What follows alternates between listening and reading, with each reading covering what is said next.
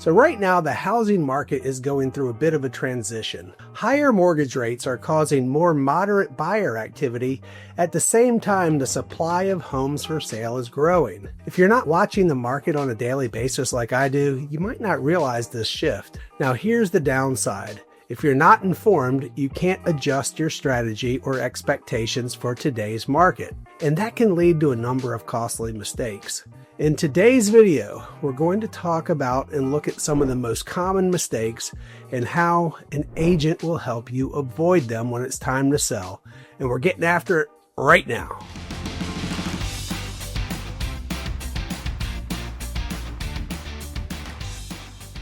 If this is your first time to the channel and you want to keep on top of the real estate market in Richmond, Virginia, and the surrounding counties of Hanover, Henrico, Chesterfield, New Kent, Goochland, and Powhatan, then subscribe right there below and tap that notifications bell so you can be the first to know about the current market in Richmond, Virginia. Now, your likes and subscribes also help me grow the channel, and it is so appreciated. My goal this year is to get the channel to over 1,000 subscribers, and I need your help to do that. So, thank you in advance for your support of the channel. Well, my name, as always, is Scott Durnley with Joyner Fine Properties. My team and I get calls from folks like you every single day looking for help making that move to the Greater Richmond area, and we absolutely love it. So whether you're moving in 9 days, 90 days, even 9 months, give us a call, shoot us a text, send us an email. All that info is linked right there in the description below, and we'll help you make a smooth move to Richmond, Virginia.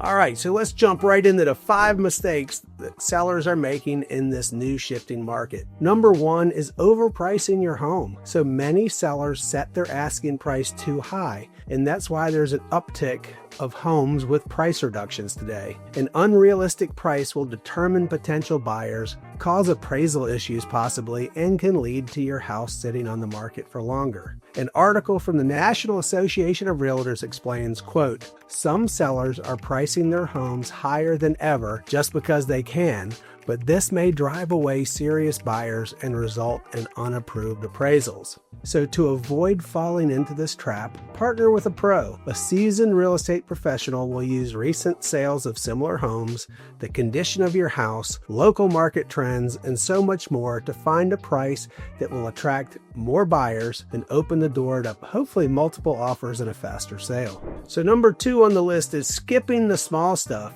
You might try to skip important repairs thinking you can pass on that task and just ship that off to your buyer. But visible issues, even if they're small, can turn off potential buyers and result in lower offers or demands for concessions. As Money Talks News says, quote, a lot of quotes today, "Home shoppers like to turn on the lights, flush toilets, and run the water. If these basic things don't work, they may assume you've skipped other maintenance. Homes that appear neglected aren't likely to fetch top price." If you want to get your home ready to sell, the best place to turn for advice is your agent. They'll be able to do a walkthrough with you and point out anything you need to tackle before that photographer comes in and takes those amazing pictures of your home. So on to number 3, which is not looking at things objectively. Buyers today are feeling the pinch of higher home prices and higher mortgage rates. With affordability that tight, they can come in with an offer that's lower than you'd want to see, especially if you didn't stage, price, or market the house well. It's important that you don't take this personally. Getting overly emotional can put the sale at risk. As an article from Ramsey Solutions says, quote,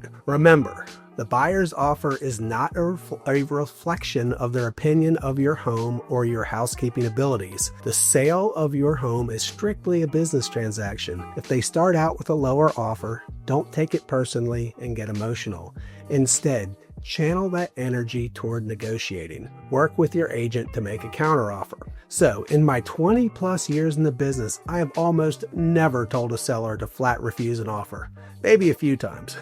But the basic rule of thumb is always counteroffer. Now, sometimes that divide is too large to bridge, but many times we have been able to find common ground and make a sale work. It's important to work with a seasoned agent that's a skilled negotiator. Now, this dovetails very nicely into point number 4, which is being unwilling to negotiate.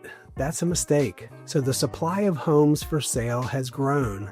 This means buyers have more options, and with that comes more negotiating power. As a seller, you might see more buyers getting a home inspection, requesting repairs, asking for help with closing costs. You need to be prepared to have those conversations. The U.S. News Real Estate explains, quote, like I said, a lot of quotes today, "If you have received an offer for your house that isn't quite what you'd hoped it to be, expect to negotiate. The only way to come to a successful deal is to make sure the buyer feels like he or she benefits. Consider offering to cover some of the buyer's closing costs or agree to a credit for a minor repair that the inspector found." Now, I can help you walk through what levers you might want to pull based on your own goals, budget, and time frame.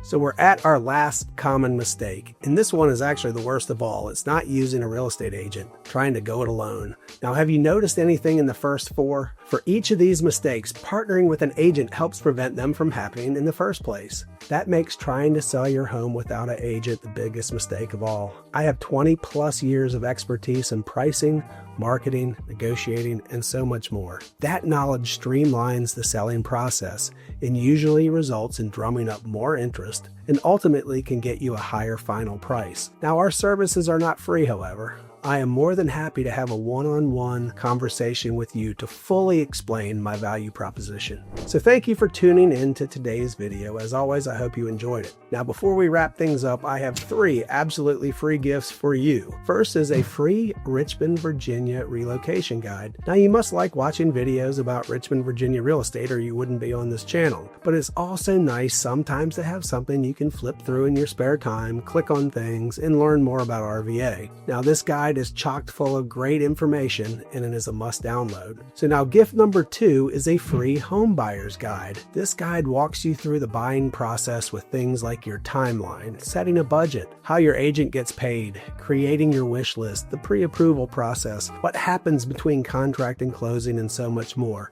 Again, tons of great information in there for you. Now, number 3, we know when people move, oftentimes they have to sell their current home, so I have a seller's guide for you. This handy dandy resource is pretty specific on how I do things and covers prepping your home for sale, your general timeline, what agents should do to market your home. Marketing is so important. What happens from contract to close, and then so much more. So if you are moving to Richmond, Virginia from somewhere outside of the area, I clearly cannot help you sell your home, but Joiner Fine Properties is a member of a group called Leading Real Estate Companies of the World. Now, we have affiliated companies and agents all over the country and actually all around the world. Now, these agents are really the best of the best. So if you would like a referral to an excellent local agent in your area who can help you out, please let me know. Obviously, if you're in Richmond, Virginia, I'll take great care of you. But here's the bottom line.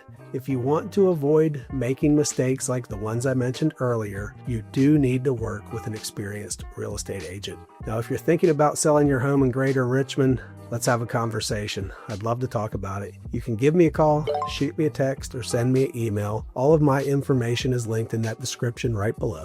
And until next time, I hope to show you around town. Take care, folks.